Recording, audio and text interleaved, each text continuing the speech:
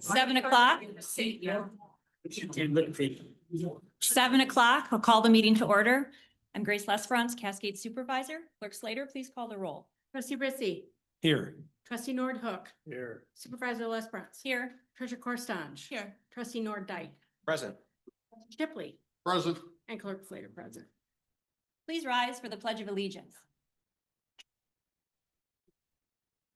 Allegiance to the flag of the United States of America and to the republic for which it stands, one nation, under God, indivisible, with liberty and justice for all.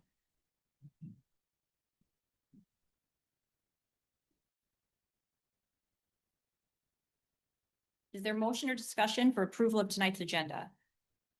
Make a motion to approve tonight's agenda. Chair, please supports. It's a motion by Treasurer Corstange, supported by Trustee Shipley to approve the agenda as presented. All in favor? Aye. Opposed? Motion carried. Hear from Fire Chief Adam Majors as he welcomes and swears in several new members to our on-call roster. And then also following that, we will have a presentation from our independent auditor on the fiscal year 2024 annual audit findings. With that, Adam Major or Chief Majors. Thanks, Supervisor. Appreciate it. Want to thank the citizens for coming out and support inspired by firefighters. To say that I'm excited for their beginning of their career with the member statement means a lot to us. We came out support. So those who came for the meeting, we appreciate 15 minutes of your time. I want to thank the board for your continued support, not only to celebrate firefighters, but to celebrate new equipment like you see outside and just your continued support. So it means the world to us. We're going to have paid on call sergeant named Martin come up, introduce, and then we'll start swearing in and introduce fire. Hi, so everyone here has been through training, so these are not brand new coming in today, people. Like been for 2 years, some shorter time have been through the training, so now we're here to welcome them and officially film it as a firefighter. First up, we have Mark Closman. Mark, first fit EMT, and then this May graduated fire academy.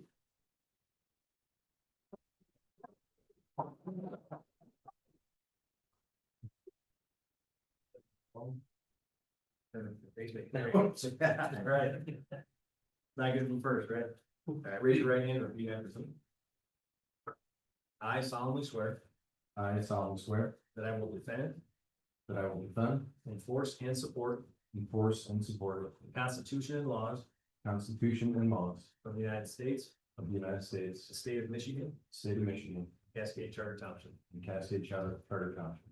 that I will protect the rights, That I will protect the rights, lives, and property lives, and property of all citizens of all citizens, and uphold the honor and uphold the honor of the fire profession, of the fire profession.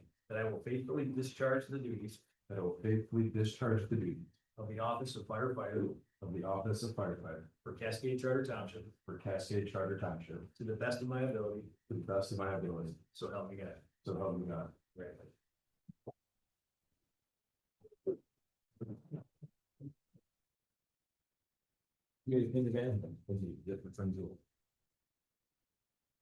Joel? Yeah. Nice to meet you.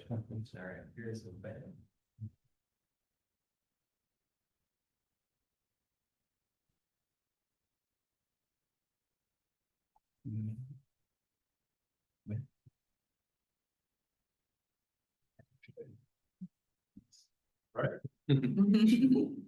Next up, we have Audrey Bachheisen.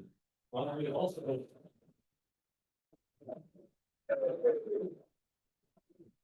Audrey also completed EMT first, in fact, doing the accelerated course last summer. Made through with flying colors and then graduated academy this May. Yay. Ready? All right, raise your right hand. Repeat after me. I solemnly swear I solemnly swear that I will defend, that I will defend, enforce, and support enforce, and support the Constitution and laws the Constitution and laws of the United States, of the United States, the state of Michigan, the state of Michigan, and Cascade Charter Township. and Cascade Charter. That I will protect the rights, I will protect the rights, lives and property lives and property of all citizens, of all citizens, and uphold the honor and uphold the honor of the fire profession, of the fire profession, that I will faithfully discharge the duties that I will faithfully discharge the duties of the office of firefighter of the office of firefighter for Cascade Charter Township for Cascade Charter Township to the best of my ability, to the best of my ability. for help me God. So, Congratulations.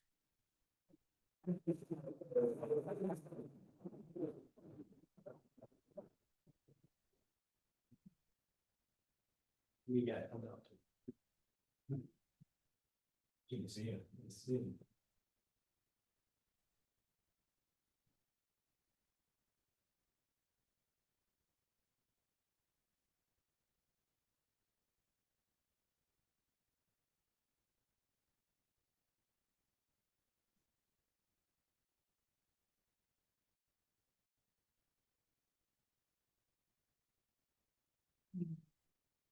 Next up, we have Ryan Todd.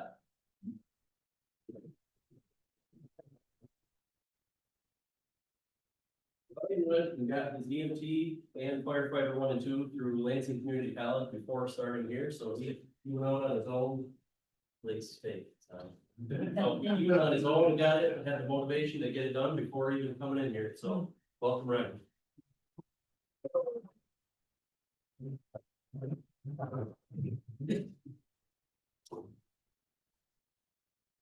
All right, raise your hand, repeat after me.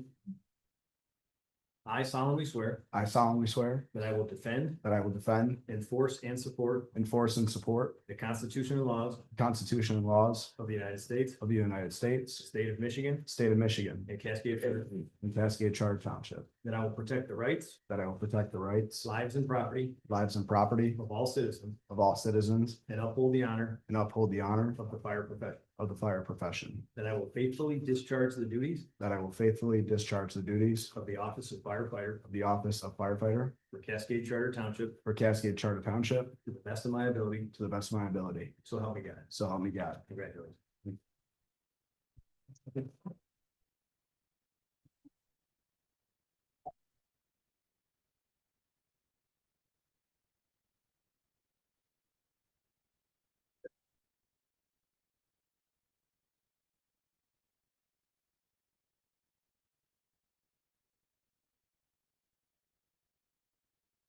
I'm sure.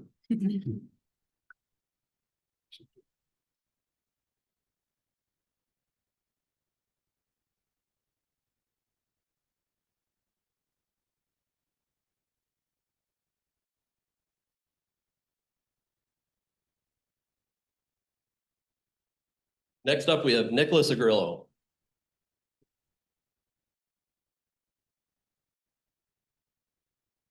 Nick came to us with his EMT certifications already when he started and went through academy last fall, graduated in May with the rest of our class. Welcome, Nick.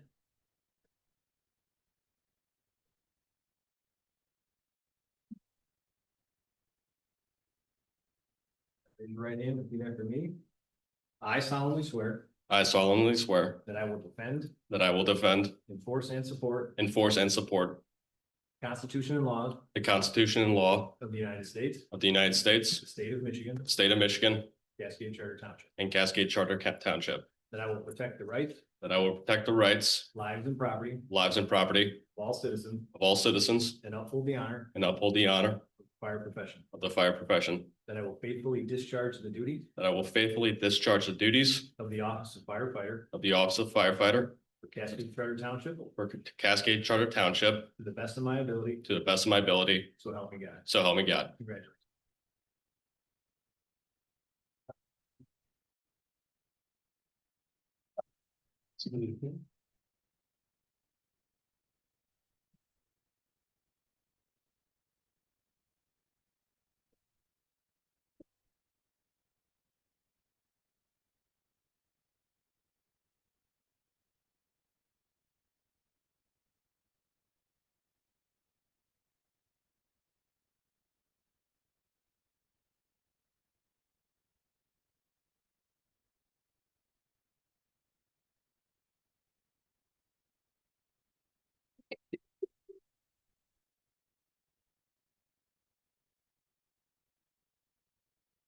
All right, and then our last one we have is Michael Wowda.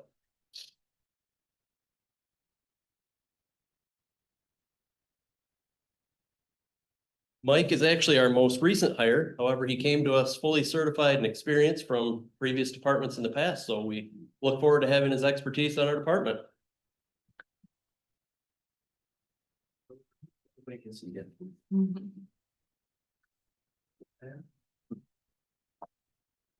Raise your right hand, and repeat after me. I solemnly swear I solemnly swear that I will defend, that I will defend, enforce, and support force, and support the Constitution and laws the Constitution and laws of the United States, of the United States, the state of Michigan, the state of Michigan, and Cascade Charter and Township. Cascade Charter Township. That I will protect the rights, That I will protect the rights, lives, and property lives, and property of all citizens of all citizens, and uphold the honor and uphold the honor of the fire profession. of the fire profession. That I will faithfully discharge the duties That I will faithfully discharge the duties of the office of firefighter of the office of firefighter for Cascade Charter Township for Cascade Fire Township to the best of my ability. to the best of my ability. So help me God. So help me God. Congratulations. Thank you.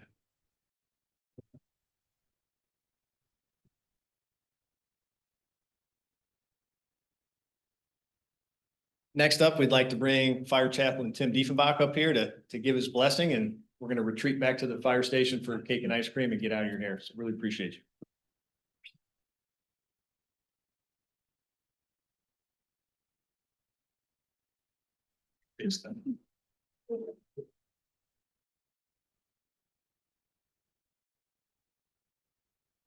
So part of the tradition is that the chaplain, if there is one, offers a blessing on new firefighters. So allow me to do that now. Blessed are you, Almighty God, the God of mercy, love, power, and comfort. By your very nature and faithfulness throughout the ages, you have provided a marvelous example of charity and modeled the meaning of the great commandment of loving one another. Send down your blessing on Mark, Audrey, Ryan, Nicholas, and Michael as they begin their service with the Cascade Fire Department. We thank you for their willingness and generosity to devote themselves to helping and protecting others. Grant them courage when they are afraid, wisdom when they must make quick decisions, strength when they are weary, and compassion in all their work. We are grateful for their commitment to training and use of their skills. We are grateful for the families that shaped them and instilled in them the value of serving others. As they spend time apart from their family and friends in the years to come, provide safety for them and for their loved ones. When they are called to aid both friend and stranger, let them faithfully serve our community. May they both give and receive as members of this department the support and encouragement that makes Cascade Fire effective, efficient, and professional in all the daily tasks they perform. Renew in all our firefighters the strength to do their jobs well and right, with wisdom to make the right decisions in times of emergency, and with courage that they may be freed from fear. Keep us all in your safety now and always. Amen. Thank you, Chief. And on behalf of the board, thank you to all our new firefighter men and women.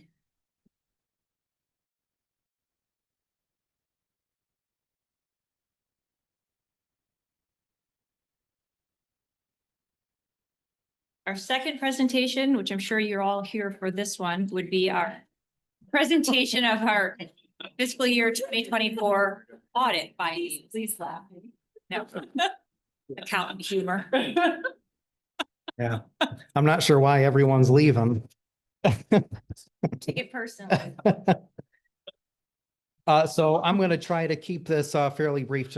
First of all, I'm Mike Vredeveld. I'm a partner with Vredeveld Hefner LLC. We've been working on the Cascade audit for quite a few years at this point. I was kind of newly put in charge of it with some change in partnership at our organization. So we were able to get kind of a fresh set of eyes on everything this year, which I think was very beneficial.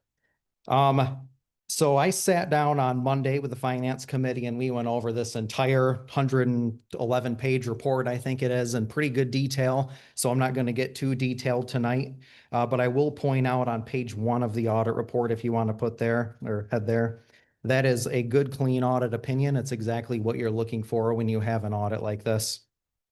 So good things there. If you want to go down to page 11, This is what's called the government-wide level.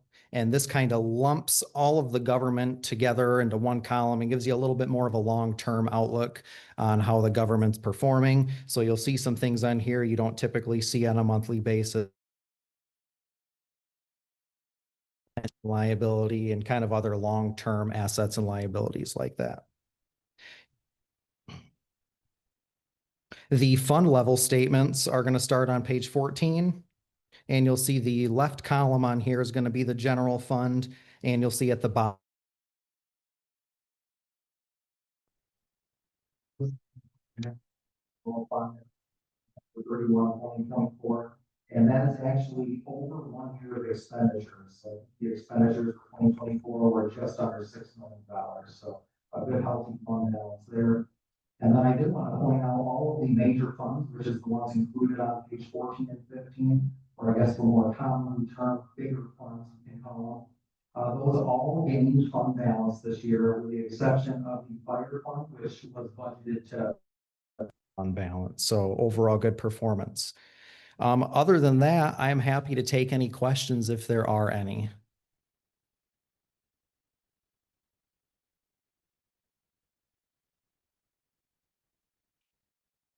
Comments, questions? Anything from? Oh, I have a comment. Yes.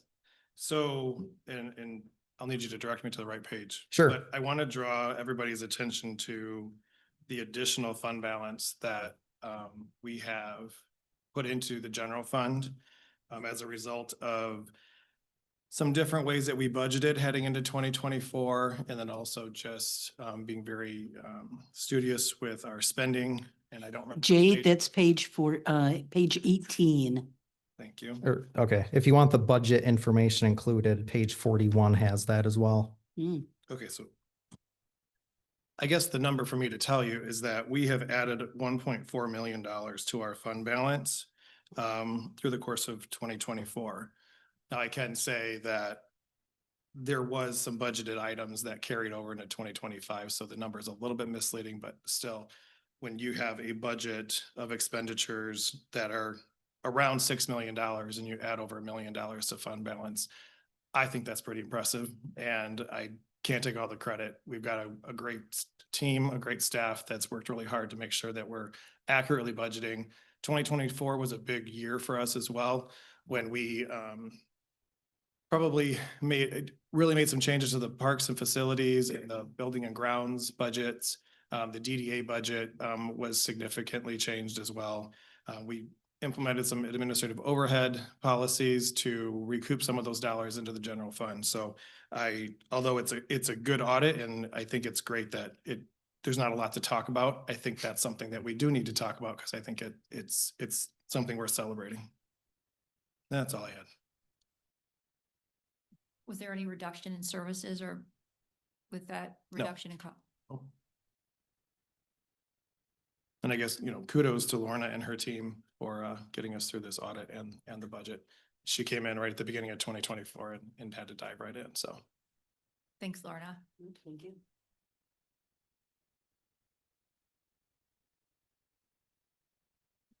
What are the next steps in the budget process? Ooh, the budget process. 2024, and then I know we're hitting 2025. No. Budget numbers, budget requests are due from department heads in 5 days on June 30th. Jade, the HR director, Katie, and myself are working on personnel numbers. So we will add those in, and we hope to have a draft budget for the board to review sometime in August. Sorry, I'm not looking at the schedule right now. It was listed in a recent biweekly report. And it's right on, and it's right on my wall. Yeah, not here. it's within the next 2 months that we're coming back before you to get the budget approved. Our goal is to have it approved by the end of September. That way we have all of fourth quarter to prepare for the 2026 fiscal year. Additional comments or questions from the board? No board action is required. Is this just the presentation? And it's outside of our control, but we appreciate you coming tonight to present to the board. Thanks for having us. Thank you. Thank you.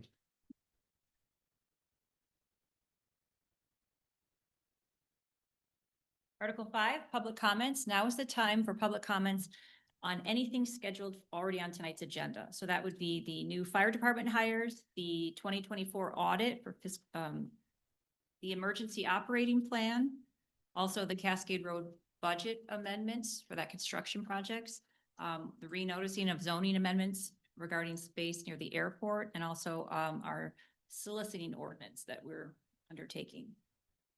With that, please state your name and address for record keeping and limit your comments to 3 minutes.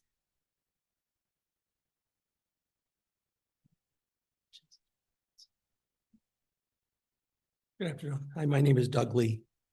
And this is regarding Article 9, item number 38, the bridge. Last Tuesday, I attended the DDA meeting and I made a statement that was questioning the scope of the project being changed. That I was adamantly told the scope of the project was not changed during the course of when it was the original approval of the road commission. I see on this particular budget in the packet, there's an additional $706,000 additional, I'm assuming for overages, an additional $223,000 to split with the road commission.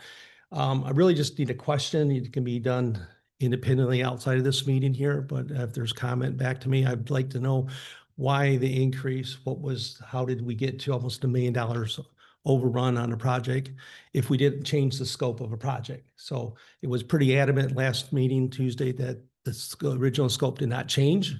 And I'm just questioning what changed or why are we at this kind of overage? Thank you. We can talk about it here today, or I can independently to receive a call as well. You tell me. Thank you. The bridge construction costs are on tonight's agenda, so that will be discussed. Okay.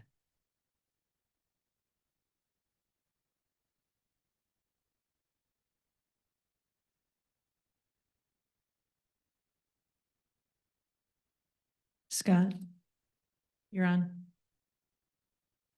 Hold on.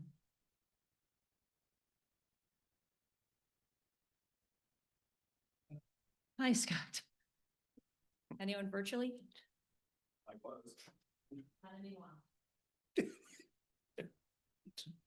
Sorry for the delay. Hello? All right, cool. Scott Van Salkema.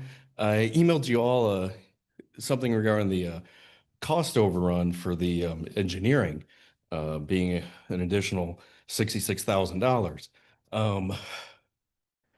Seeing as how the engineers budgeted, or I believe allocated for 13 weeks, where it actually took 16 weeks to actually build the bridge. Now, the people that actually did the work, they allocated 19 weeks of construction time. I don't know if the engineers didn't talk with the construction people before they submitted their original bid for their 12 weeks at 50 hours a week, and then 1 hour or 1 week at 40 hours. So it's not Cascade Township's fault that they didn't coordinate. Obviously, there was also a different project manager that originally submitted the first bid. So obviously, I wrote all this stuff out to you guys, just bring it to the public so they know that, it doesn't seem, and then we also had a different project manager that switched from the original one that had only been with Spalding to Decker for about a month, according to her LinkedIn profile.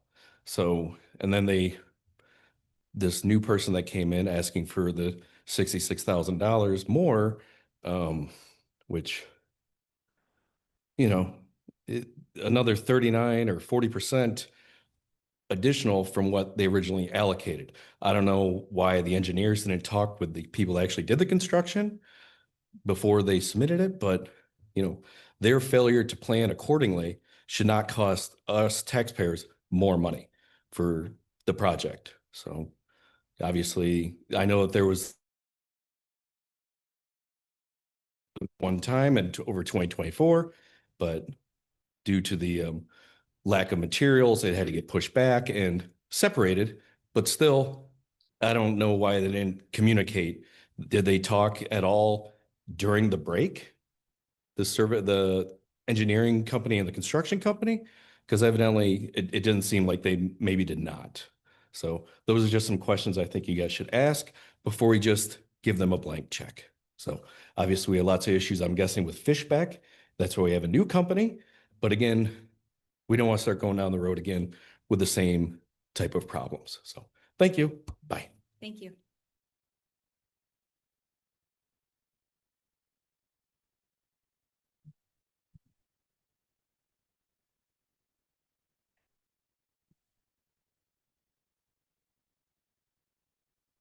Article 6, approval of tonight's consent agenda. Motion or discussion? Make a motion to approve tonight's consent agenda. Shipley supports. It's a motion by Treasurer Corsange, supported by trustee Shipley, to approve the consent agenda as presented. All in favor? Opposed? Motion carried. Article 7, financial actions. Is there a motion or discussion?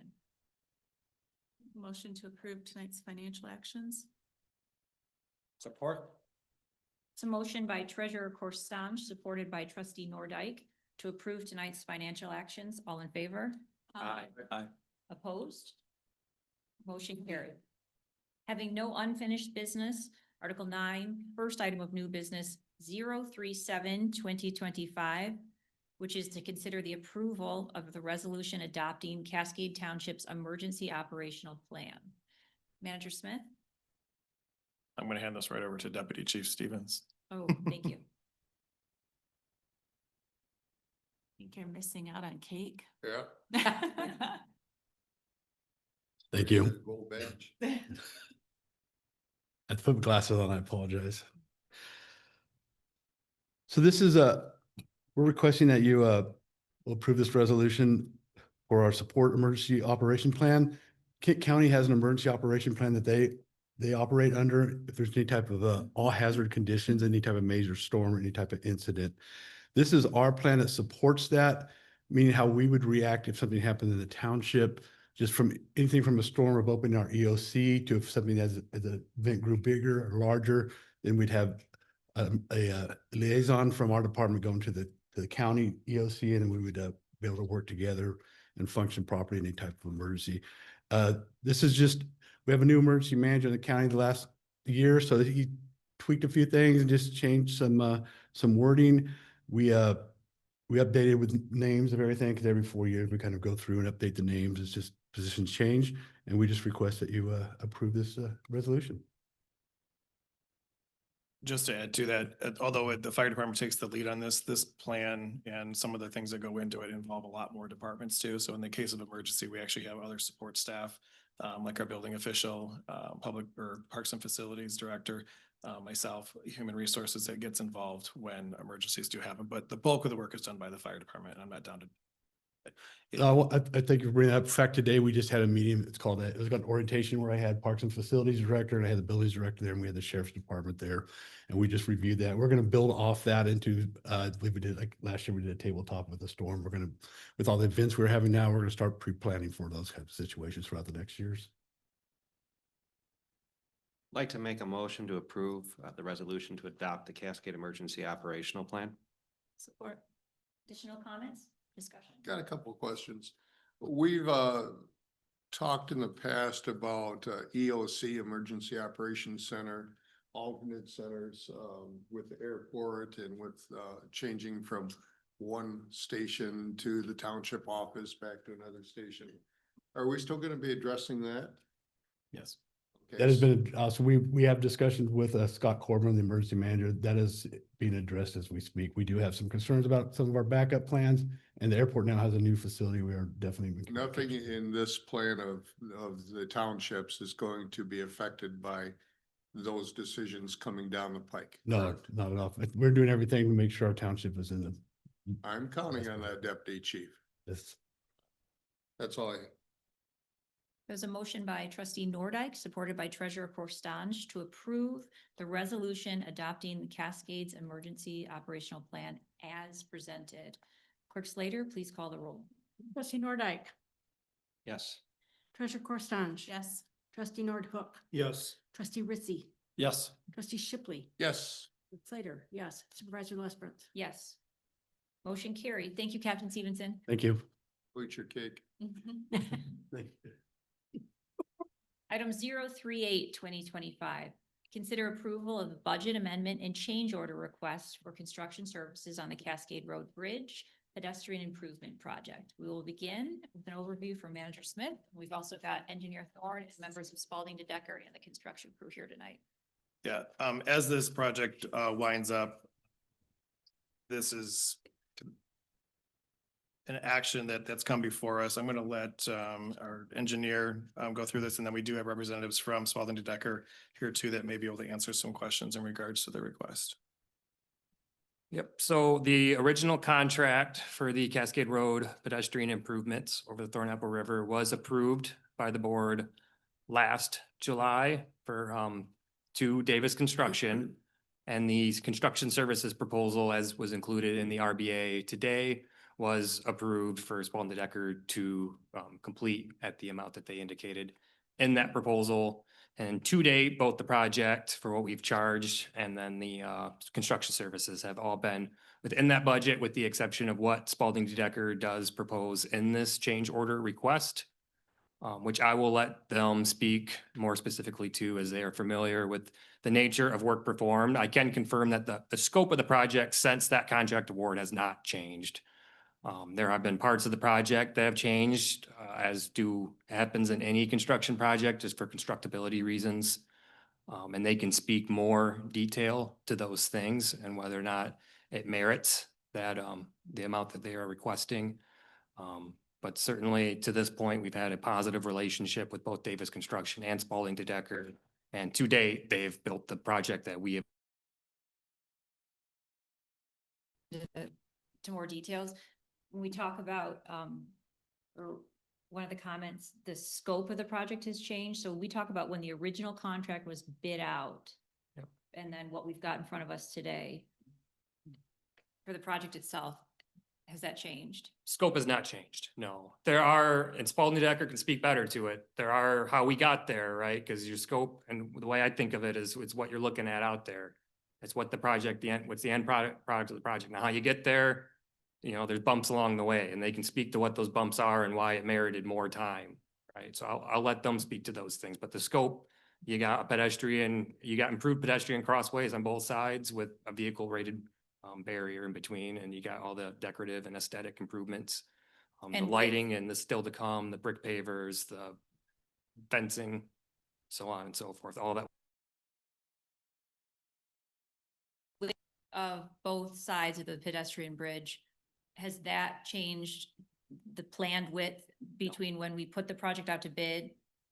No, they've built the bridge that was intended to be built. And that was the discussion, that was my understanding, that some of the questions about whether the change, No. that had been changed since the project was initiated. No, and all that's being asked here today is for is for the 66,380 and change that Spalding to Decker wants for the construction services performed. It has nothing to do with project overages other than it's the inspection of it, So the when we construction first- administration. So for the non-engineers, including the whole board. Pedestrian lanes. Put a vehicle rated safety barrier that would actually prevent vehicles from crashing into bikers and pedestrians, not just visually, but actually do it. Increase and change the exterior railing, right? Add lighting, and then restripe the lane. So when this project was first born and we went to the King County Road Commission a number of years ago, it was effectively to maintain the width on either side and install what is a barrier, or whether or not it's vehicle rated. It's called the Never Crossing. They gave us the vehicle rated barrier. They gave us pedestrian fencing that wasn't going to be there. We were going to maintain the same railing on either side of the bridge. We got the road slightly narrow to make all that happen, make the widening happen. And one side of the bridge to get you that. And that was all as proposed in the original approved plans. And that was all that work was pre-work before before the project was finalized and any bids were put out. That's all in the.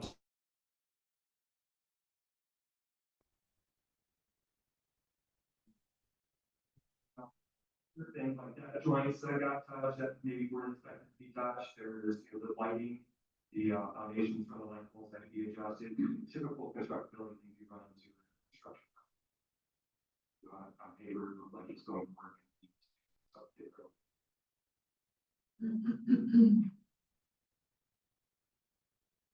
But I would implore you to discuss the phone tech, certainly they are more.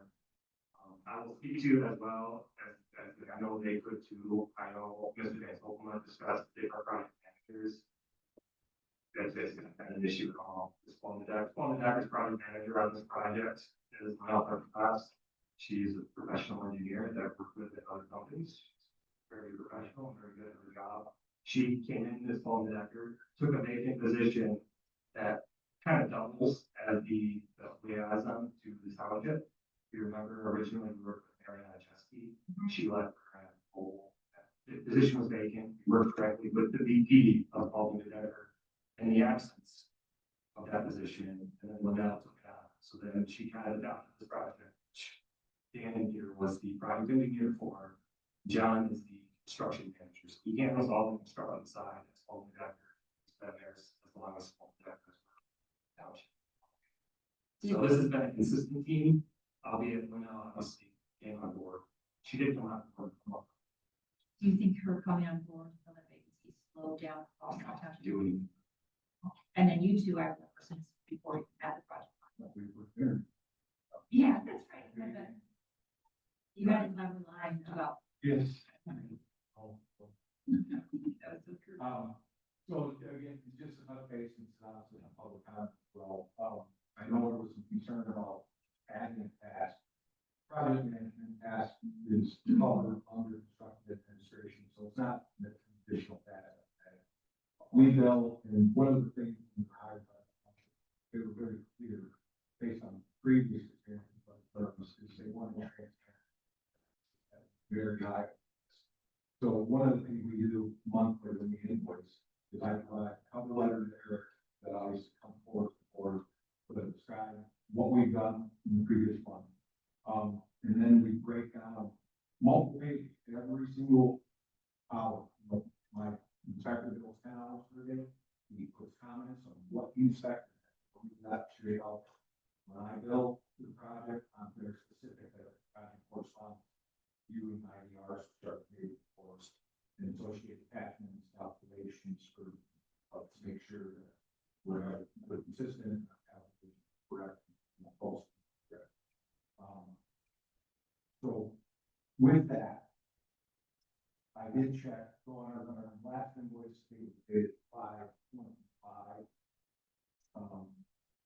I removed about $32,000 in change, and only invoice up to the amount. So going to the point that when I estimated, we were asked by the township, can you provide what you think? And that was about the time right after the original bid leg.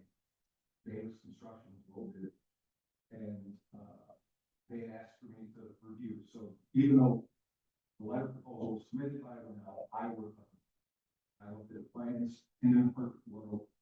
3 months, 12 weeks should have been sufficient. We had started on the original plan to try to get that on the boots on the ground in July 24 gravel. So obviously it didn't work out that way. We had to meet with all 3 of us last summer. There was actually a discussion where we brought in another estimate, second open contractor. She came before the board with us, played her case, she did the job. Ultimately ended up starting in early November for phase 1 of the project. And then we had a winter shutdown this year. At that time, they didn't have an idea of schedule because they didn't know if they were going to get the job. We executed contracts, I think they were executed in August of 24, and they ultimately submitted their schedule with 19 construction.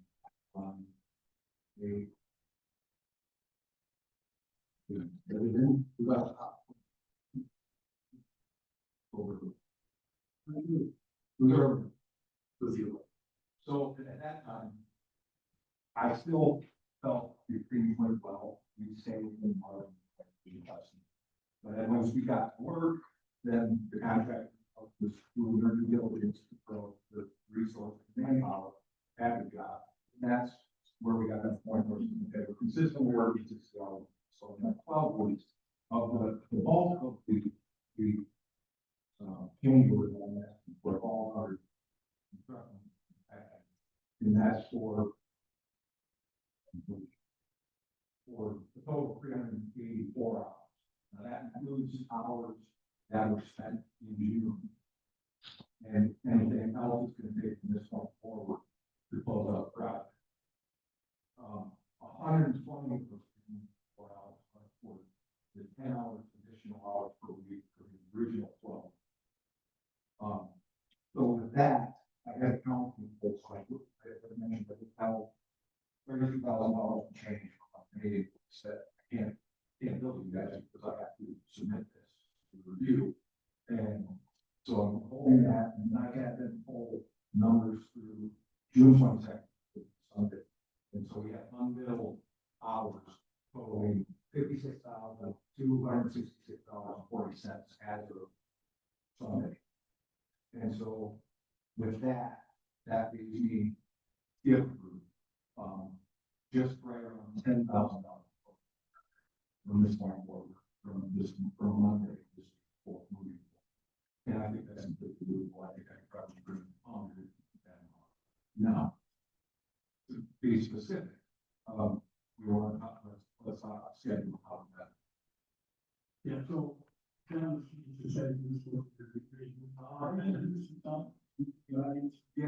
and so I can drop and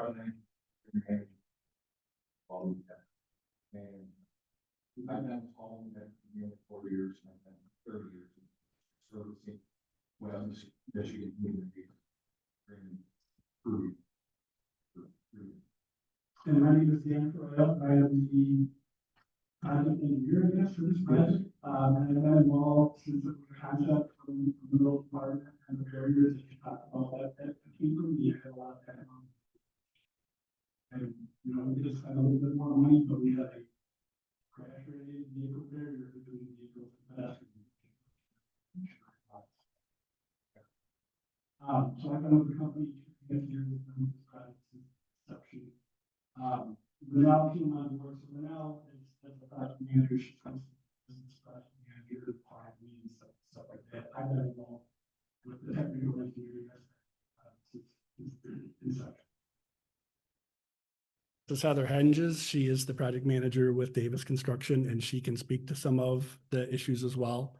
But in terms of the additional time that it's taken to construct the bridge and the additional time that we spent in inspection, the principal focus for those hours has been on additional repairs that we're making to the bridge, really that the county is making to the bridge. So the county has, in the development of this project, we met with the county, coordinated with them, and we talked about how we were going to interface our additions to the bridge with the bridge joints that Eric mentioned. We talked with the county about, do you want to replace those joints across the whole bridge and resurface the bridge? And they felt that it was in good shape. It had been done in 2009. It's only 16 years at the time we were talking about it. So they felt they were in good shape. So in my experience, these things, it's very common for these types of things to deteriorate faster than you think. So when we started construction in November, the first thing we discovered was those deck joints were junk, really bad, way worse than any of us imagined. We brought the county out. The county immediately realized how bad it was, and they realized they had to step up and make an investment in the bridge. Oh, so that's when the county decided to resurface or redeck the entire. Correct. Got it. That was early, like the first week of on the job. Yeah, when we just took apart a few feet of that deck joint, it just disintegrated and worse than they thought it could be, even worse than I thought it would. Because then the actual redecking of the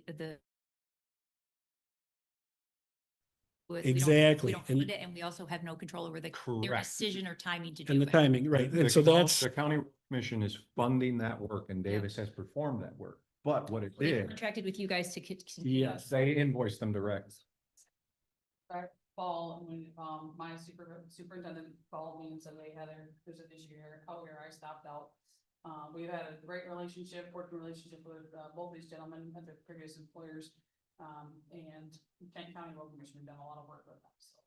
I called them up and said, hey, in my opinion is that these need to be, have an extra look at this. They said, will you please continue replacing that spot, let's readjust the plan. And then, over the winter time, they did decide that the pavement was bad enough, had deteriorated enough that it made sense to just go ahead while we're here with the exact same traffic control.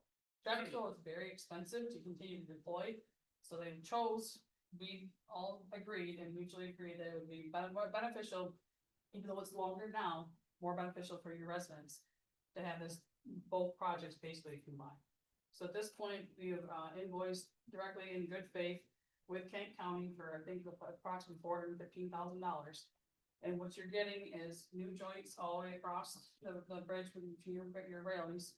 And you're also going to have a new surface that's gonna go, which is currently milled, and we're playing with rain right now, so they're supposed to now pave tomorrow, but you're gonna have a new surface that's gonna go from Thornapple River Drive down to Thorncrest.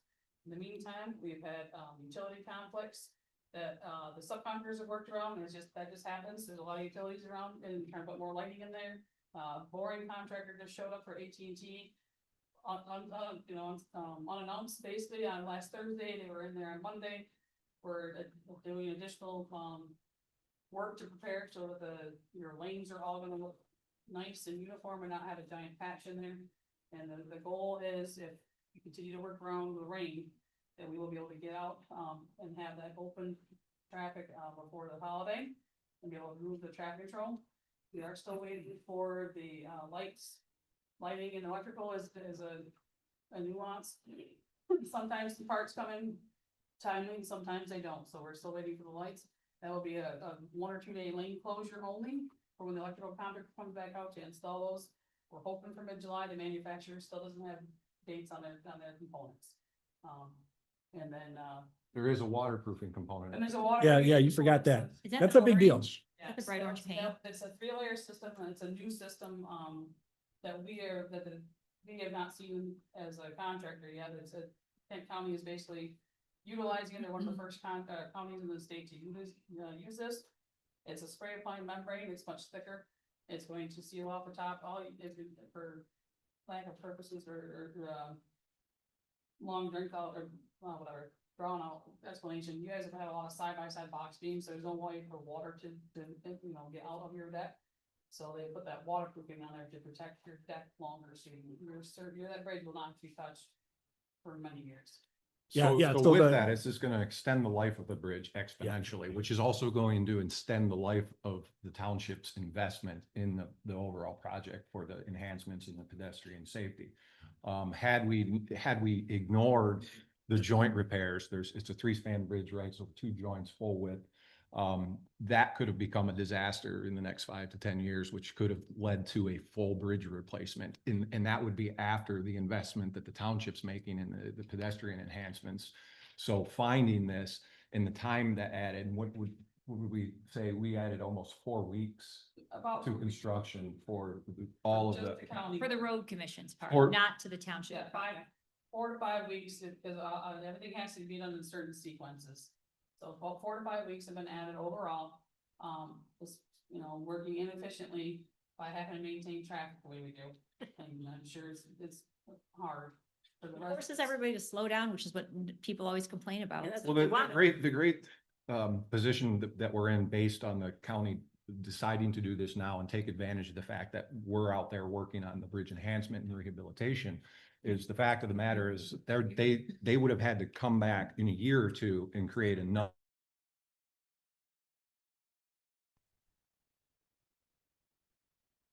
Related to township, it's just, right, you have to solve it at the time, but the benefit at the end of the day will be pretty big.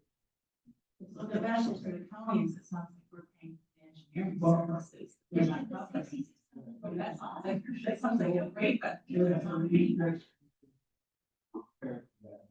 so it's a very busy point, and we suspected that you would catch that one once. So the The county, you know, electing to do these things now, we were integrated in the construction process. We did inspect that work, and that is a large chunk of this extra that we're paying. Or management zero assessment, all that stuff had to be done to meet the standard specifications that are required by. So the benefits to the county, like John mentioned, if the county doesn't do this work, it takes decades off. And more investment. We're doing it now as decades. And so life of your investment would be, you know, several decades, you know, we think, you know, 30 years, 40 years, whatever. So it could have been, if they had not done it in around 8, 10 years or whatever, could have made fatal damage. But I understand the installment you got for most Cascade, so when you can't build the road, you should correct it. That's the thing. I think we need to table this and let our manager, our engineer, and you guys have a little chat with the county. See how much of this that can be covered through the county somehow. Well, technically, it's all. So we have, that we're now in possession, working in conjunction, we're in possession. I know you say you did most, we have first two invoices. And so we're going to be able to go through, and some of the postings that we made to this, to the college portion of the project, we're going to do some negative postings, so we're going to have reductions in the overall cost. The college. We have to reconcile. Right now, we have one change order, number one, that was approved last year, which puts the contract, 1.25 million in change, and I think we had about just under $16,000 increase, in the project. Our current draft mod, we have it for balancing items, that doesn't encompass all of that we're reconciling. And we're sitting in the account, we're sitting at about negative $8,000. That half, $15,000 over, so we're covering right around the contract. We still think that there's going to be other departments once we reconcile posts, our work and remove that. And then additionally, the milling, water milling paving portion of the project, the county is backing and testing that work themselves. So we are not currently out there as part of that. So we're not asking for anything related to the water milling and paving portion of that project. Our only main contract work is the lighting installation. So we did, we actually shipped it from the water, which apparently is a benefit to those who use it, because you walk your life back will be overlapping better. So you have For any sign, in, remembering, and the original plan, they were custom each other, and we ended up having them. And so it will provide about one canopy. So that's creating the wiring, the lighting, and then the approach section of the fence. It's a great favor for them. There's some tweaks to the amount of fence that need to take place, and then I know you guys cited a lot of those lights, either 2 years, there's long lead time items, major bad. We do anticipate, you know, like. we did, I was planting the, ordinance, so it's under the manufacturer. So a lot of contract cost to date is we have to coordinate and reconcile with the county as to who's paying for what. In addition to the hard items that are paid for, Helen mentioned traffic control. We're bid as collected in the traffic control with a bunch of additional shifts and some additional striping and things like that. So we gotta work that out with the company. Well, yeah, that's true. So Sure. it's very useful. Yeah, It's still a time, we're 25, responsible for what we. Yeah, I'm very. And if this, I think about the year, explain a bit, about our products and how our company wants to work, it's like following on with the day, more stuff here. Going through with these days, we've got a lot of circular issues that we didn't turn a lot of actions in. I think it's really a right product on the long run. With what the changes that we've been able to work through these days, for structural, fertilization. And the restriping was anticipated, it was just township. Took Correct. We The gave new them- names, so it's gonna be straight in. Yep. So that, before we get to that, over the fourth, I talked to Mike at the county. Yeah, yeah. The goal is to get paid over the fourth. Not sure if that's right. So that would And then funding sources, before we talk about the change order request, the funding sources were primarily the state grant funding, the CARES funding that came from, of course, the trustees for year 2021-ish. That was set aside for this project, 2022, maybe. It was after I got here. Yeah, so it was the state grant funding, the CARES fund, and then also the DDA, assumed DDA funds for part of the project. Those two, there's no general fund monies from Cascade Township funding this project. None. There was money from the IRF fund 246. Oh, improvement revolving fund? Improvement revolving fund, yes. Improvement revolving, DDA, and grant. Do you remember how much the IRF fund was? I believe that was the $223,000 that. Oh, that's what I speaker. I think that was to add some of the nice. But again, that was planned as part of the budget and part of the original project in July 2024. Because the fence, the balcony, and the lighting, and some of the other stuff. So it doesn't look like an express.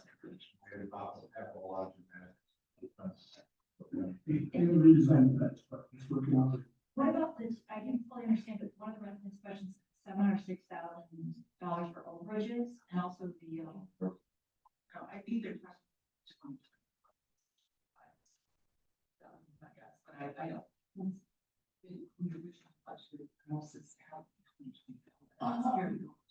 Right now, it's hard on the project, and we were somewhere right around.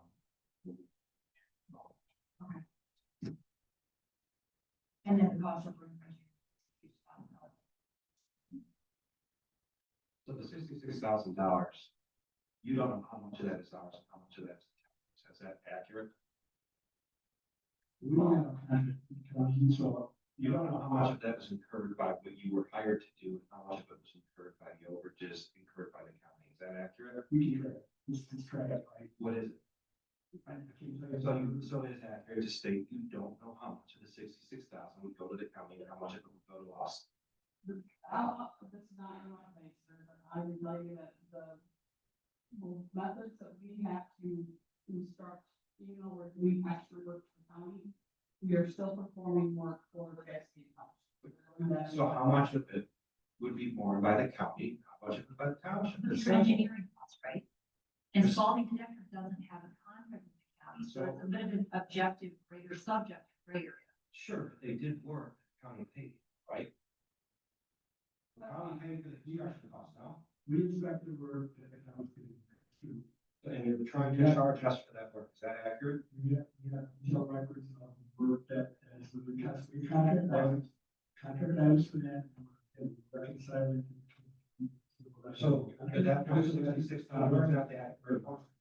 It was unknown that this wasn't going to be added to the township portion of the project, so we were proceeding that we would pay under the assumption that this could be an overrun on existing contract.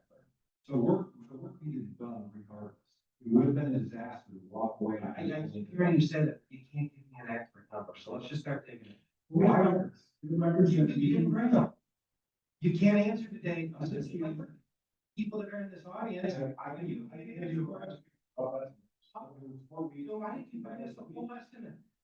It's included in the. Okay, so why were change orders not submitted for approval before the work was performed? Because we didn't know that it was gonna be, the county was paying for it. You just said the county's not paying for it, you're asking us to pay for it. No, I'm talking about the actual contractual work. Our township contract what to John, pay them. what John is trying to say is, we were under the impression, correct or not, that the work was gonna be paid through the contract and the county would reimburse the township. Were any That- verbal that's- or informal approvals given, and if so, by whom and when? From the county? From county, from the township, were any verbal? We have Or both written verbal approval. and email traffic that directs us to proceed with the work from By from whom? that, from the county end. And we talked to Eric too. I So don't know that Eric approved gave us an additional expressed work approval outside or of the whatever. Contract? Eric is saying no. Yeah, I didn't, Eric was aware of what was going on. Eric did not give us an express approval to do additional Okay, work. so in the then what contract. is your That's true. company's standard protocol for submitting and tracking change orders? Again, we were under the impression that it was going to become a part of the township, so that process would have occurred. Once What we is had your done a company's balancing. standard protocol for submitting and tracking change orders? I'm not sure, I don't really understand, when we're out there last fall doing the work under the assumption that it was gonna fall to the township, not What is your necessarily the county. company's standard protocol for submitting and tracking change orders? If that work. With that the you're- contractor if or what with the you're client? talking With the about is client. outside of the scope of the original contract, that's what he's asking.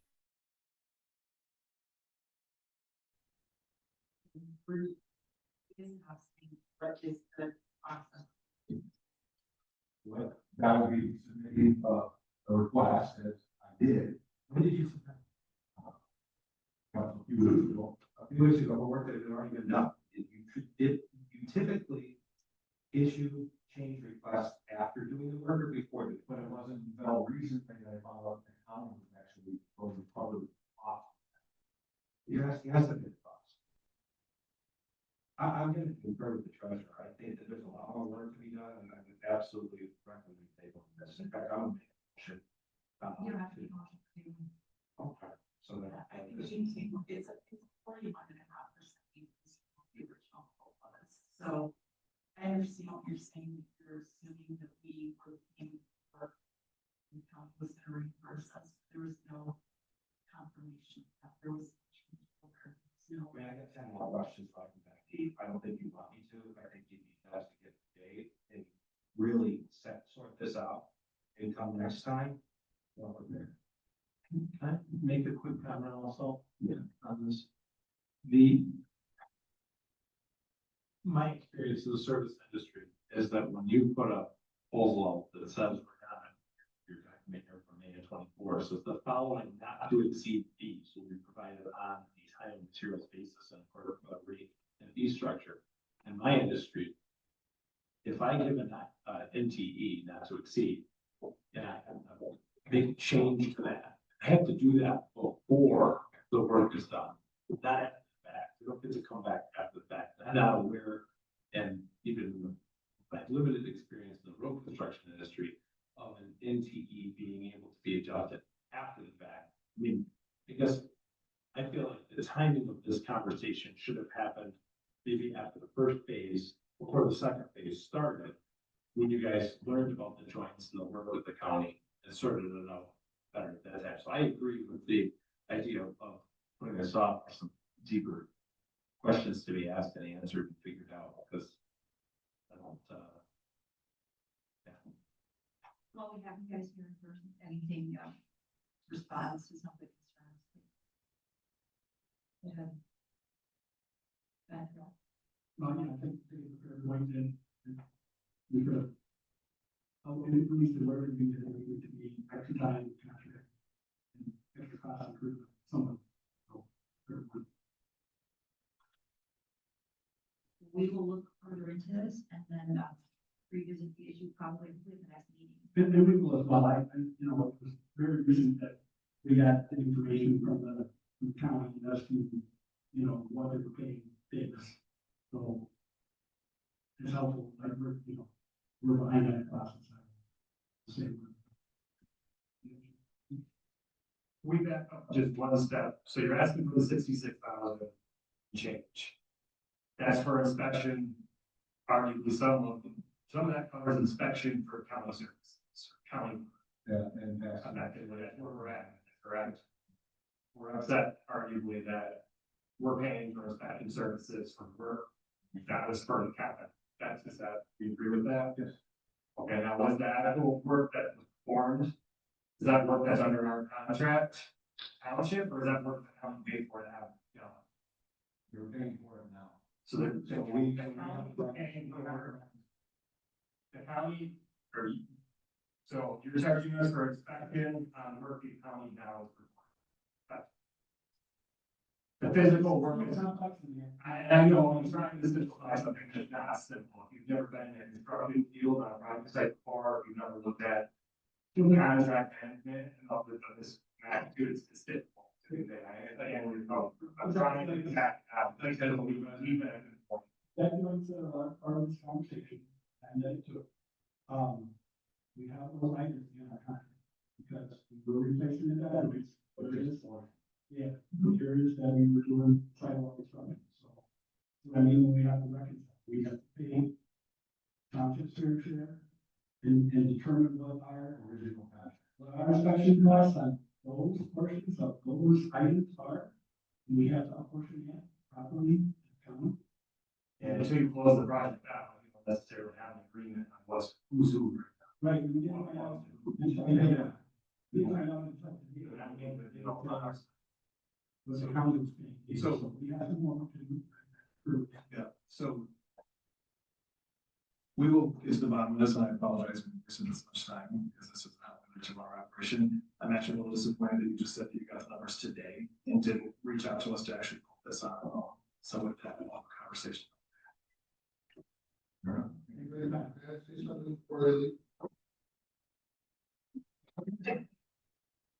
I just want to commend the workers that were out there. Yeah. Because they worked well and needed, and in the range, I would like to have those workers with their dedication on one of my jobs. So whoever they were, Davis or whoever, the people handling the hammers and whatnot, they were. Amen, John. Great, thank you.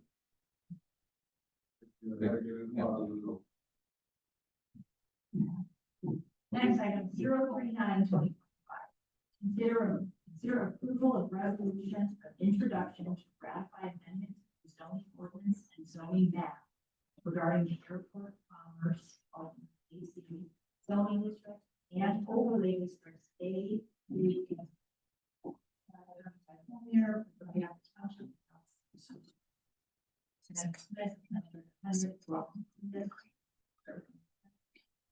Sure. This is many of a legacy concern, a legacy mistake that dates back to 2023. There was a publication error. It's very simple that the publication was made incorrectly, omitting a word. So we're just asking you to ratify an action that was taken in July. I'll pass it to your attorney. Expand that. So, I wouldn't necessarily word it that. We dispute that the notice. And this is involved in two separate cases. But to remedy that, then we take this action, redo it, and in addition to that, cure another issue related to the other amendment for overlay A, which adds wireless communication facilities as a special use permit within that overlay district.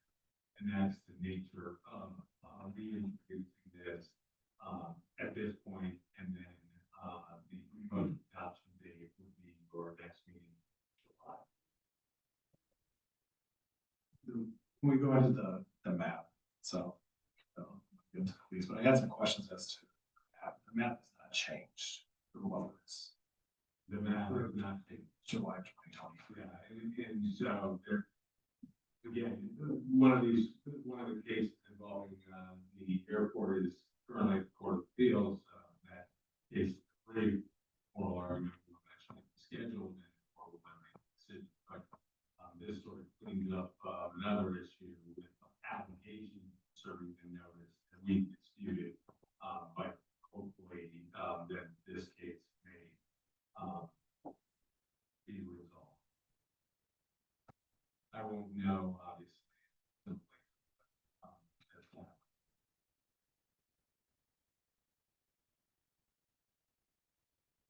Discussion, questions?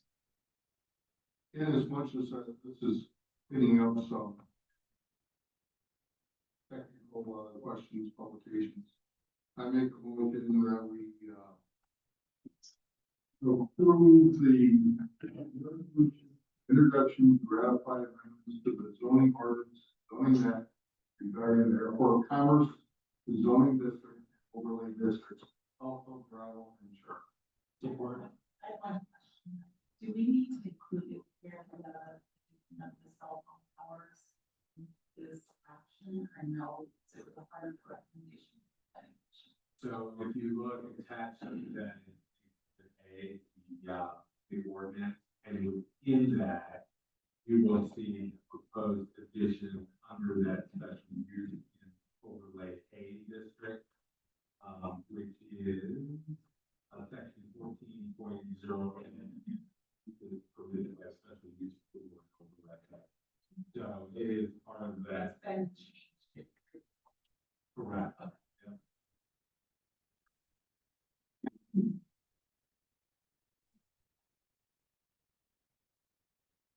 Motion by trustee Shipley, supported by trustee Busy. To approve the resolution as presented. Regarding items. Trustee Shipley. Yes. Norfolk. Yes. Trustee Nordike. Yes. Busy. Yes. Trustee Parsons. Yes. Yes. Supervisor. Yes. Motion carried.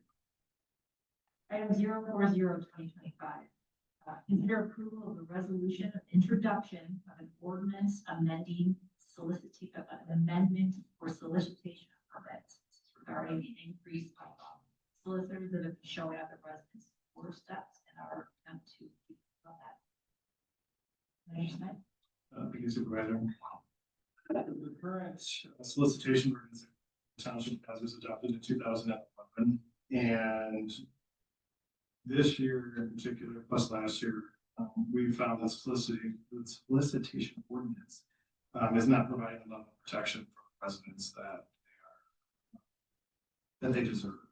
So we're not the only ones in this court. We've been talking to Ada, who, to be quite honest, sent us their ordinance that they recently drafted, and we used theirs to amend ours.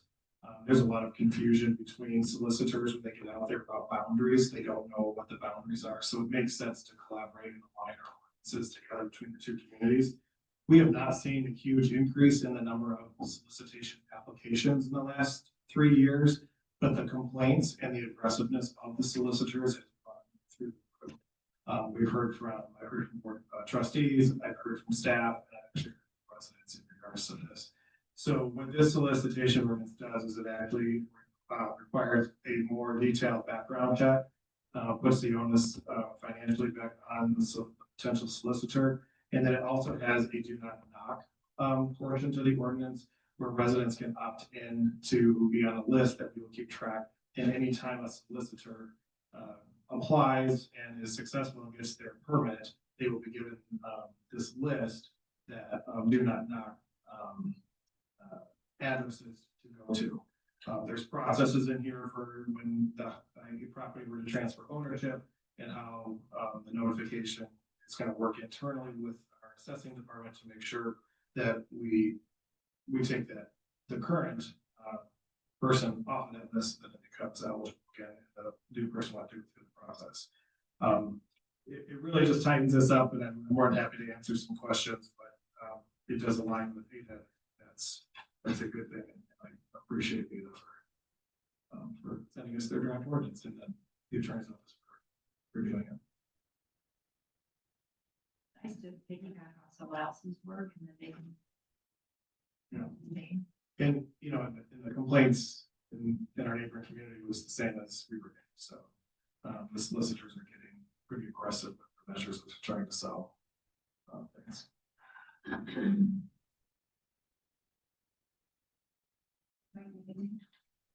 Well, the other thing that trustee Rizzi had mentioned today was whether prior to adoption, we worked out some additional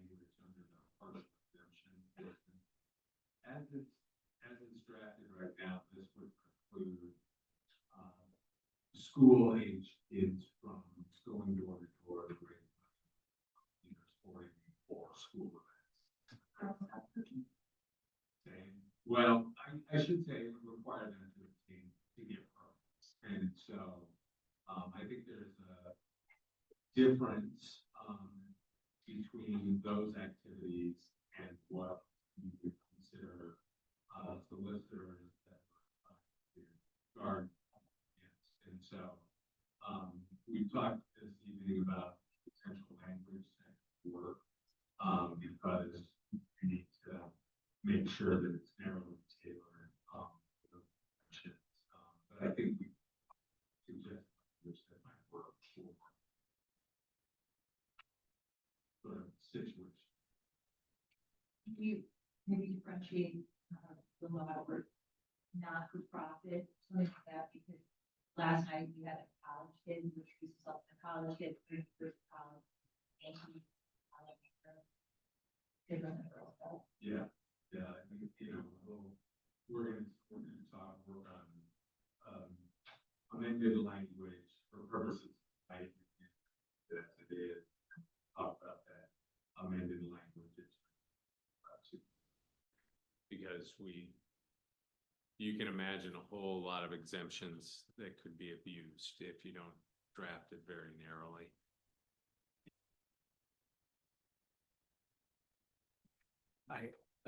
To that point, I think something simple along the lines of exempting K through 12 students fundraisers from this is all. I think something along that wording, simply does it prevents the college kids Fundraisers from is a being good able to say, I'm painting houses. And also would cover then the Girl Scouts, if you will. I mean, I don't think there's any college Girl Scouts out there selling cookies. Are political candidates already exempt? From the registration and permit requirements, yeah. Any other exemptions? Religious as well. So Jehovah's Witnesses could still. Yeah, it's a fundamental First Amendment right. They are soliciting. They're saving us, actually. Saving well. Now, with respect to the kids anyways, they ought to get out there and work for it instead of just taking it to the office, say, your coworkers, so. Yeah, that's true. They'll actually increase their sales. Right. That's great. I want to try to check. Make my kids work for it. Maybe that's one, maybe that's what my kids need. Well, this is good. Thank you. And thanks, Jade, for staying on top of this and getting on it so quickly. I'd make a motion to approve the resolution with the changes that our legal team will work on drafting. Second. It's a motion by trustee Rizzi, supported by clerk Slater, to approve the resolution of introduction as presented. Clerk Slater, please call the roll. Treasurer Corstange. Yes. Trustee Rizzi. Yes. Trustee Nordike. Yes. Trustee Shipley. Yes. Trustee Nordhook. Yes. Clerk Slater, yes. Supervisor Lesbrun. Yes. Motion carried. Having no items for discussion, Article 11, public comments, whether it's a comment on something that was on tonight's agenda or not. Again, name and address for record keeping, and please limit your comments to 3 minutes. Ken Vandergark, 7200 Layton. These solicitors that come around, are they supposed to have an ID card or something issued from the township? Because I've got more darn windows than I know what to do. Your windows are really dirty. But no, I mean, but they're supposed to have a card or some kind of a ID that they've been approved or they have a permit from the township. So if they don't, call the township. Take a picture. It's hard to enforce on the scene, but yeah, we can report it to our community police officer. Okay, thank you. Tell them about the website, Jade. Yep, I will during my comments. Yep. All right. Yep.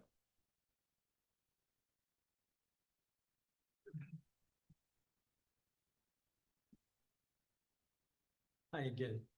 2 points, just a quick point that, we got contractors and engineers up here talking about overruns and costs and everybody's getting paid. But there's also for other collateral damage from this overrun of this project. that does amount to the hundreds of thousands of dollars. So the small businesses, including mine, pays the price for these types of things. And we don't get any consideration whatsoever. Everybody else gets paid. So that their overruns, they're compensated, but the loss of revenue with the small business in the hundreds of thousands of dollars. So we're not talking little bit of money. Okay. If that came out of each and every one of your pocket, you'd be fighting for it too. And I'm up here to speak on that, but that's not my main point to talk about today. We've made this investment to bring a safe pedestrian bridge into Cascade. We use the term walkable community more times than I care to even talk about. Okay. And yet we still have one of the most dangerous intersections at the corner of Thornapple and Cascade Road. Now, we've been told many times there's nothing we can do about that. I presented each of you a packet of information of a plan that cost about $9.5 million to once and for all satisfy to create a walkable community within this. Does anybody know why the no turn on red sign is on the corner of Thornapple and Cascade Road? Yes. Why? Because the gentleman of elderly age was struck by a car. Absolutely. Turning right on red. Yep. So kids, adults don't have a problem because we've learned to navigate through that intersection. We catch drivers' eyes, we make eye contact. You can safely cross this intersection. But young families that don't have experience, we just spent a bunch of money to bring people into an intersection that we're going to cause other problems. This is a problem that you will bring more people across. The reason my proposal was sort of dismissed is that we don't have enough pedestrian traffic to warrant that kind of cost, but yet we just spent. It was not dismissed, but we'll get there. Okay, all right. That's all I'm saying. We need to lean into, we're going to have a problem. I don't want to see a problem. I don't want to see a family. I don't want to see a kid get hit. That's a very dangerous intersection for people that don't, if you don't watch, and I see kids there, they just go across the road because the pedestrian says go. Okay, that's a disaster. And we create an environment to bring more people over, which, okay, now we have a bigger issue we have to deal with. So that's what I want to comment. Thanks. Thank you.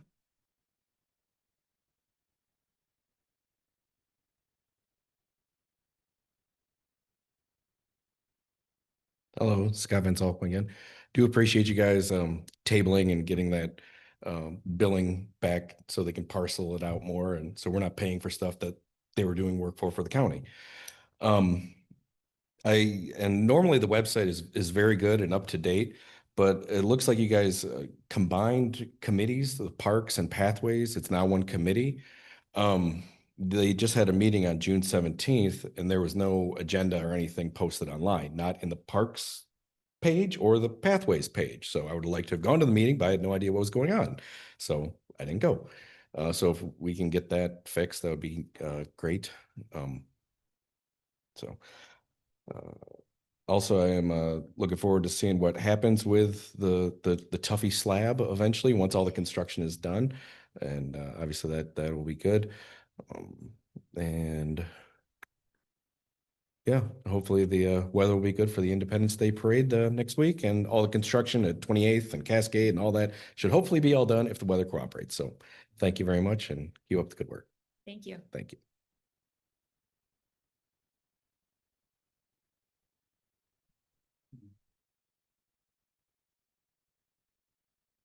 Ken Vanderkalk, 7200 Layton. What's with the doctor's office down here? That's getting knocked down. A couple of you made an announcement that it's been approved to be knocked down or not. Is it staying? Is it going? That's not known yet, I don't think. But you I think announced. the goal was the You put it, you put it in. You put it in the paper that it's been approved. You and Chris did. I don't know that it said it was approved. I think that there said there was talk about trying to keep a portion of it to be reused and that some of it will be taken down. Oh, okay. Well, I was just wondering, did the board That's right. decide to knock the building down? That's what's been discussed. That's what I heard in the meeting I was at, is they're gonna try and reuse the foundation. Jay, do you know? Yeah, I'll address it in my comments. Sure. Okay, thank you. Thank you. Anyone virtually?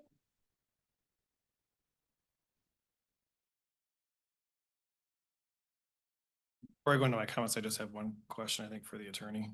did we need to vote on the tabled item? You can, very convoluted, I'll keep it short. Tabling under Robert's Rules of Order has a specific meaning under parliamentary procedure. It's often confused with delaying action on something not at the same meeting, but to a different meeting. So we tend to encourage our clients to use the term postpone. And generally we have a motion to postpone to a date certain and then a vote. And so the reason for that is because technically motion to table is used to delay a matter at the same meeting. Or if it's not brought up at the very next meeting, then it falls off the table and it's no longer could be considered. Now, Robert's Rules is not strictly adhered to by the township, but because they don't work for small boards, they're meant for big parliamentary bodies. And so it's generally used just as a guide. There's no legal requirement, and I'm not aware of any board rule that would require strict adherence to it. So short answer to your question is probably should be a motion to postpone to a date certain so that everybody's aware when it might be brought up again. But our failure to do so tonight does not necessarily preclude us from bringing it up. Oh, no, not at all. Nope. Good to know. Thank you. Okay, thank you. A couple of things. One, I want to thank the board for entertaining the engineers tonight. Not so much Eric Thorne, but Spalding. And I apologize that some of the information that was brought before you tonight for consideration was more now information that we were given today that we would probably never brought this before you if we'd had that information. So I apologize for that. In regards to the solicitation ordinance, along with that, in this issue, we've created a solicitation website, which you can actually find on our website.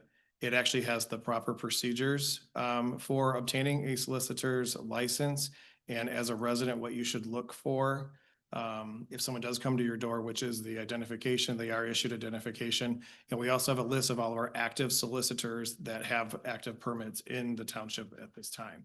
Right now, we have 0. So if you're receiving anybody at your door, they're not supposed to be out there, and you can report them to the township, and we will make every effort to contact that company. If you can get a copy or a picture of their ID or the company that they're working for, send that to us, because we've been making phone calls for months to these solicitors. So, but we do have a dedicated website, and once the ordinance is done, we'll have all the procedures on there. There'll be a link on there as well to sign up for the Do Not Knock list. That'll be electronically stored that we can give to all the future solicitors. So, but look for that website or that webpage. In regards to Tuffy and the Tassel site, we did receive 8 RFQs back for final engineering and design not the final construction, because that hasn't been designed or figured out yet, but they will oversee that to the completion. We have interviews the week after the 4th of July with these firms. We've selected the top 4. There's a committee that'll be interviewing them and making a recommendation to move that project forward. Once the construction is done on the bridge, that site will be cleaned up. Unfortunately, there won't be a lot of activity on the site. We have to keep it safe, but we are looking at putting something up on the fence to kind of let people know what's coming, and then a website that they can go to see, you know, the progress as we move through the RFQ and the design process, and any other public forward-facing information that would be appropriate. So, and that's all I have tonight. Board comments. Trustee Shipley? Sure. Thanks for coming, folks. It's nice to see familiar faces and new faces once in a while. I was hoping more people would stay, but apparently the cake was more enticing than us. And ice cream. Trustee Nordyke? Sure, thank you. I want to start by acknowledging that I may have come across a bit tough today. I know I asked some hard questions. That comes with my deep sense of responsibility to the taxpayers and the need to make sure we're following proper process. That said, I want to sincerely thank you, Engineer Thorne and Manager Smith, for an outstanding work that you've done on this bridge project. Your leadership, your attention to detail, and your commitment to the community have been exceptional throughout the process. While today's concerns were clearly centered on the project management firm, I want to make it absolutely clear that I'm very supportive of the work that the two of you have done to further the interest and to get this bridge done. So thank you for that. We all have contractors that can disappoint us from time to time, and that's gonna happen. So, but thank you for what you both have done. And I also separately want to commend Manager Smith on this this solicitation permit. I have more residents excited about getting on a do not knock list than many things that I've talked about with residents lately. And I think it's cool that you were really ahead on this, Jade, and saw it come from Ada, and just, you know, when you see something good, you grab it. And I really love that about you. So thank you. Thank you. Trustee Rizzi? I hope everybody had a chance to check out the new fire truck out in the parking lot. It's shiny. I like it. And I'm just glad that people came out to comment. It's good to see those comments and the emails, and keep it coming. Trustee Norduck? Just thanks for coming. Appreciate it. Clerk Slater? Comments? Treasurer Corstange? No comments. Supervisor Lesbrunz? I just want to thank residents, all the residents, for being involved and staying on top of things, but specifically Mr. Lee and Mr. Van Solkema. Thank you for paying close attention and just asking tough questions. And also just want to encourage you to reach out with additional concerns or questions, either in public at the meetings or just directly to us. It helps. And it certainly helps us avoid things that happened in the past where we weren't paying attention as closely. Two, taxpayer money, or excuse me, the costs, Mr. Lee. I just want to acknowledge the fact that I know that there are costs to businesses, private residents. And I think it's important that we take those into account. But again, there's always a balance, cost benefit. And in this case, when we look at the cost benefit, the benefit of getting this project done to the community, I think outweighs the costs, both public and private. Secondly, we're in charge of being responsible stewards of public funds. So I want to empathize with you that I think that it has hurt your business. I hope in the long term, making it more walkable will only help your ice cream and coffee business, but I do feel bad for the short-term pain. The hard part from our end is, again, we're responsible for public funds. And I don't think it's appropriate to go, and we can't go down the road of compensating private business owners and private residents for these public projects that benefit the public as a whole for, you know, private costs on that are so difficult to calculate or quantify. So again, I empathize with your situation, but in this case, the costs as a whole to the project are outweighed by the benefit that we're making to the community, both short-term and long-term. And then also, Doug, your proposal, I just want to have Eric, our engineer, speak to that for a little bit, because I don't think it's accurate to say that it solves all the problems. I got it and I forwarded it to Eric, the engineer, and I just wanted him to speak on it briefly, because I don't think there is a short-term fix to the pedestrian issues. And I also don't think that we're ignoring possible fixes that were in your email. Not saying we haven't made any final decisions, but I don't think it's accurate to say that, you know, you solved the problem and we're sitting on it. I wish there were easy fixes. That would be great. I'll be quick, which engineers don't have a good track record this meeting of doing, but Better than publicly elected officials. Doug, if I remember your proposal, because Supervisor Lesbrunz did pass it on to me, and this will not be to pick on you. Totally love it when residents send ideas, because frankly, there's just not a lot of good ideas out there, not a lot of good original ideas. But I know part of what your proposal was a big part of it was a pedestrian bridge or pedestrian structure over Cascade Road. And that would be cool. I as an engineer, I think that's really cool to build a pedestrian structure like that. But the unfortunate reality of pedestrian structures, while they are safe, right? You go over a structure, you bypass the road entirely. The fact of the matter is, kind of proven over and over again, short of really perilous situations where you have a lot of traffic, a lot of fast traffic, and you have a lot of pedestrian traffic, people don't really want to use them. You'll see people jaywalk across the road a lot of times before they want to go up stairs, or they want to go up and around to a ramp and then walk up and over a road and then back down, and they can go where they don't even want to be, right? That's not even where they want to cross the road. So a lot of times you kind of have like a compliance issue with them, and that's not all the time. It's a case by case. And certainly there are cases where they work great. The second kind of part of that is, and I mentioned it, having ramps is because you got to build the things to be ADA compliant, right? You need a lot of room if you're going to go have a bridge 12 feet above whatever Kent County Road Commission is going to make you, however high they're going to make you make that. You're going to have a ramp, X% grade to get you up that if you're in a wheelchair and then back down it on the other side. And that's just, it's a big ask, right? So that turns a $1 million bridge into a $2 million bridge because now you need land, now you need, to build all the extra ramp and room. And so, and then who's going to use it? 8 people a day. And then everybody else you're going to see jaywalking or using the intersection. And then you're going to curse them and say, we built that for you. Why didn't you use it? Again, not every situation. It's just a lot of times that becomes the reality of it. To your point, Doug, and to OHM's point, they had the same thing, I think, in their presentation with the village, making a cul-de-sac out of Old 28th. And I don't know if that's a good idea or not, right? But it's kind of a fun one to explore. OHM did it, and I don't think they're the only ones to bring it up. Kent County Road Commission kind of brought it up to us because they said, well, we would let you have Orange Avenue on the other side. You can make that a cul-de-sac. You can make Old 28th a cul-de-sac. You get rid of this intersection here. That is what it is. But that's just a point. I mean, I think that's another idea that it's worth exploring. You kind of, with that one, you kind of get into a point, I think, of where you're reducing pedestrian vehicle conflict points.